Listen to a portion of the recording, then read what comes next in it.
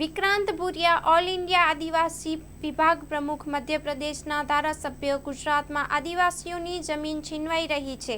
તાપી, વલસાડ, નર્મદાના 10 લાખ આદિવાસીઓ વિસ્થાપિત થયા તેવા આદેશ કરાયા છે. નર્મદામાં આદિવાસીઓને વિસ્થાપિત કરાયા પણ કોઈ લાભ અપાયા નહીં. વિકાસની કિંમત આદિવાસી દરેક વખતે નહીં ચૂકવે. આદિવાસીઓ તેના અધિકાર માટે લડાઈ લડવા તૈયાર છે. 2027ની ચૂંટણીમાં આદિવાસી કોંગ્રેસ સાથે રહેશે. ગુજરાતમાં અંબાજીથી લઈને ઉમરગામ સુધી ગુજરાતની કુલ વસ્તીના 15% વસ્તી ધરાવતો આદિવાસી સમાજ અને આખો વિસ્તાર કે જે ત્યાંના લોકો પોતાના જળ જંગલ જમીનના અધિકાર માટે સતત લડી રહ્યા છે, સતત એમના અધિકારો છીનવાઈ રહ્યા છે. દરેક રીતે એમની સાથે ભેદભાવ ને અન્યાય થઈ રહ્યો છે. જે બંધારણની જોગવાઈ મુજબ આદિવાસી સમાજ માટે બજેટ ફળવાય છે એ પૈસાઓ ક્યાંક ને ક્યાંક બીજે ડાયવર્ટ કરવામાં આવે છે. આદિવાસી વિસ્તારમાં ભાજપના નેતાઓ મળતિયાઓ જે સામાન્ય ગરીબ લોકો માટેની યોજના, એ મનરેગા યોજના હોય કે નલ સે જલની યોજના હોય, એમાં બેફામ રીતે લૂંટ ચલાવી રહ્યા છે. આજે પ્રાથમિક શાળાઓમાં શિક્ષકોની ઘટ છે, ઓરડાની ઘટ છે. આજે પણ અનેક ગામો એવા છે કે જ્યાં પ્રસૂતાને દવાખાને જવું હોય તો ત્યાં લઈ જવા માટે એમ્બ્યુલન્સ પહોંચતી નથી. પાકા રસ્તાની, પુલની સુવિધાઓ નથી. જે જંગલ, જે જમીન પર આદિવાસી સમાજનો મૂળભૂત અધિકાર છે એના રક્ષણ માટે જે ગ્રામ સભાઓને સત્તા આપવામાં આવી છે, જે પૈસા એક્ટ છે, અનુસૂચિ 5 છે, એનો કોઈ પણ રીતે અમલ કરવામાં નથી આવતો. આજે જંગલ વિસ્તારમાં, આદિવાસી વિસ્તારમાં ક્યાંક ત્યાંની એક સંસ્થાઓ બનાવીને લૂંટ ચલાવવામાં આવે છે. પોતાના ખાનગી લોકોને સ્કૂલોથી લઈને બીજા કોન્ટ્રાક્ટ આપવામાં આવે છે. સ્ટેચ્યુ ઓફ યુનિટીની આસપાસના વિસ્તારમાં આખો એક પ્રતિબંધિત વિસ્તાર બનાવી દીધો હોય એ રીતે ત્યાંના સ્થાનિક લોકોને ધંધા રોજગાર ને ઘરોથી પણ દૂર કરવામાં આવે છે. ત્યારે આવા અનેક પ્રશ્નોથી સમગ્ર આદિવાસી વિસ્તારના લોકો ખૂબ દુઃખમાં છે, તકલીફમાં છે. ખૂબ આક્રોશ અને પીડા સાથે પોતાની વાત રજૂ કરે છે. અને એના મુદ્દાઓને લઈ અને જ્યારે જ્યારે કોંગ્રેસના આગેવાનો, કાર્યકરો ત્યાં આગળ એમની મદદ કરવા જાય તો પોલીસ અને પ્રશાસનને આગળ કરીને સરકાર એનાથી દૂર રાખે છે.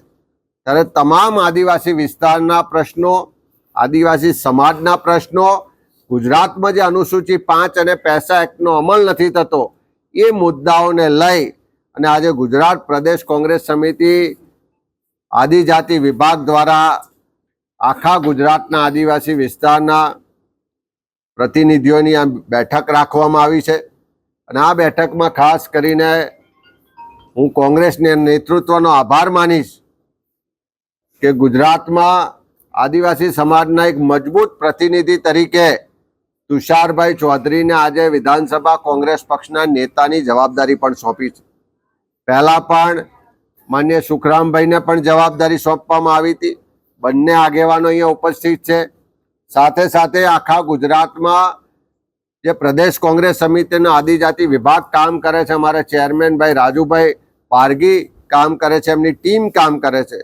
એમને માર્ગદર્શન આપવા માટે, મજબૂત ટેકો આપવા માટે આપણું જ બાજુનું રાજ્ય મધ્યપ્રદેશના યુવાન જુઝારુ આદિવાસી નેતા, ધારાસભ્ય અને ઓલ ઇન્ડિયા કોંગ્રેસના એસટી ડિપાર્ટમેન્ટના વડા, ચેરમેન ભાઈ વિક્રાંત ભુરિયાજી પણ અહીંયા ઉપસ્થિત છે.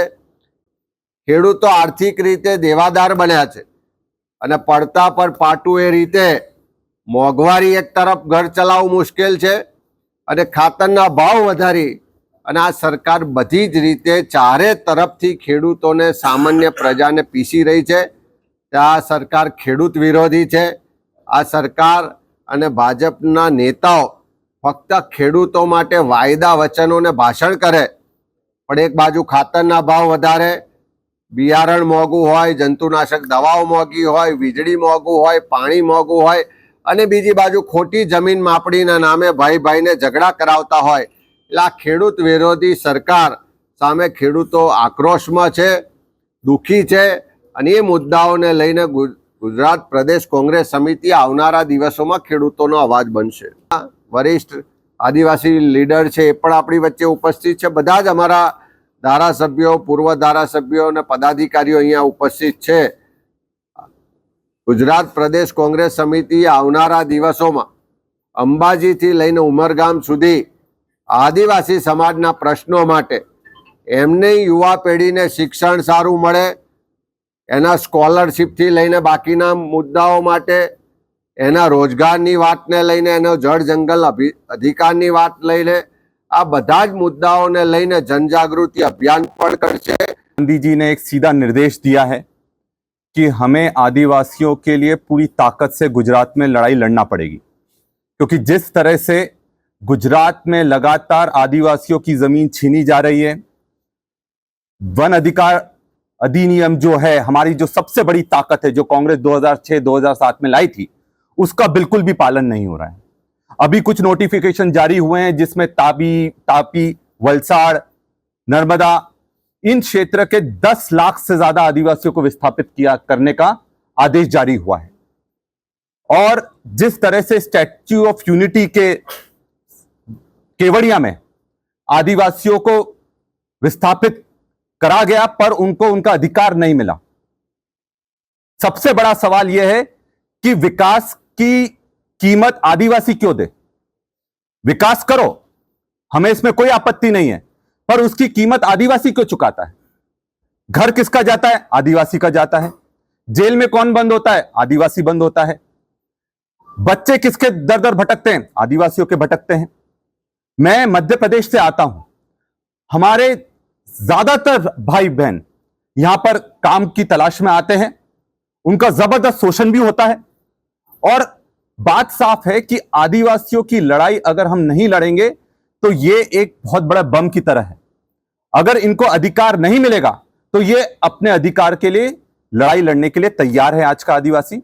और आज की जो बैठक है, इसमें हमने पूरे गुजरात के जितने भी हमारे आदिवासियों के नेतृत्व हैं, वरिष्ठ लोग हैं, उनके साथ बैठकर हम चर्चा करेंगे किस तरह से हमारे जो पीसीसी प्रेसिडेंट हैं अमित भाई चावड़ा जी, हमारे सीएलपी हैं तुषार भाई चौधरी जी, हम सब लोग चर्चा कर कर एक रूपरेखा तैयार करेंगे कि आदिवासियों की लड़ाई जमीन पर कैसे हम लड़ें, ताकि आने वाले समय में पूरी ताकत से, चाहे वो पंचायत का चुनाव हो, तालुका का चुनाव हो, और 2027 में जब विधानसभा का चुनाव हो, उसमें आदिवासी सबसे बड़ी ताकत बनकर उभरे और कांग्रेस के साथ हमेशा खड़ा, जिस तरह से कांग्रेस आदिवासियों के साथ खड़ी है, उसी ताकत से आदिवासी भी पूरी ताकत से कांग्रेस के साथ खड़ा हो.